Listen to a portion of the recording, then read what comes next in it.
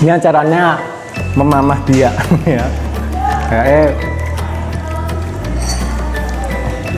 Ini acaranya bukan beralih ke acara kuliner atau apa. Ini sambil santai saja ya.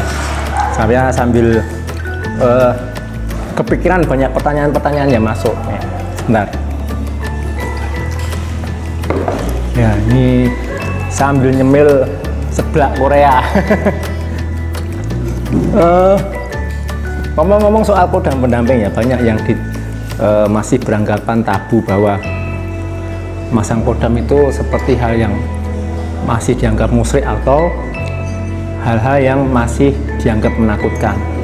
Nah, sebenarnya ginilah, kodam pendamping itu adalah ilmu spiritual turunan para leluhur kita, seperti itu ya. Jadi ilmu ini sudah ada sejak zaman leluhur kita ya, apalagi di Jawa itu sangat mistis dan sangat erotis, sangat animisme sekali ya dulu ya. Jadi leluhur kita khususnya di Jawa itu mereka mencoba menemukan Tuhan dengan caranya sendiri ya, dan sehingga banyak ilmu-ilmu spiritual yang akhirnya dari pengalaman para leluhur akhirnya mereka menemukan ada satu kelemahan, yakni kodam pendamping. Jadi mereka menemukan bahwa energi roh, energi makhluk gaib itu bisa dimanfaatkan untuk manusia.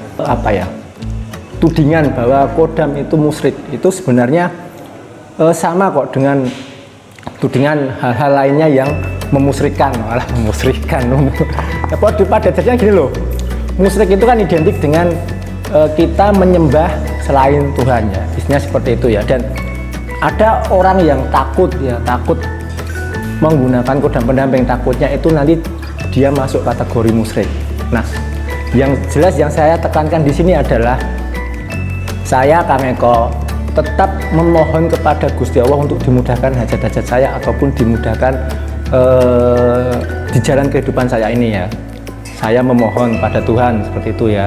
Nah, selain memohon berdoa pada Tuhan, saya juga menggunakan ageman ya. Ageman ini adalah kodam pendamping. Nah, kodam pendamping ini sendiri adalah ciptaan dari Tuhan itu sendiri ya. Jadi saya menggunakan ciptaan makhluk ciptaan Tuhan ataupun energi ciptaan Tuhan ya. Dan ini sebagai alat bantu saja ya. Jadi saya tetap berdoa memohon kepada Tuhan, dan dengan menggunakan inilah, misalnya ginilah, saya lapar, ya Allah aku ngeleh gitu tuh, aku pengennya yang diwarki wetengku ya. Kita ini sebagai manusia yo, langsung doa Anda gak langsung terkabul jeber gini, langsung makanan tersedia di depan kita, enggak, tetap kita berusaha untuk supaya ini warke ini kita itu diwargan, dikenyangkan. Jadi kita ikhtiar juga supaya istilahnya kebutuhan untuk mengenyangkan perut kita ini tercukupi. Kita tetap dituntut untuk berusaha. Kita pergi ke sawah menanam padi jadi beras, pergi ke kebun-kebun ambil sayur-sayur untuk jadikan lalap, terus mencari hewan untuk dijadikan lauk-pauk seperti itu. Itu ikhtiarnya seperti itu ya. Jadi Tuhan itu kita berdoa ya, bukan berarti langsung dijeber, langsung dikabulkan doa-doa kita. Tidak seperti itu ya. Nah,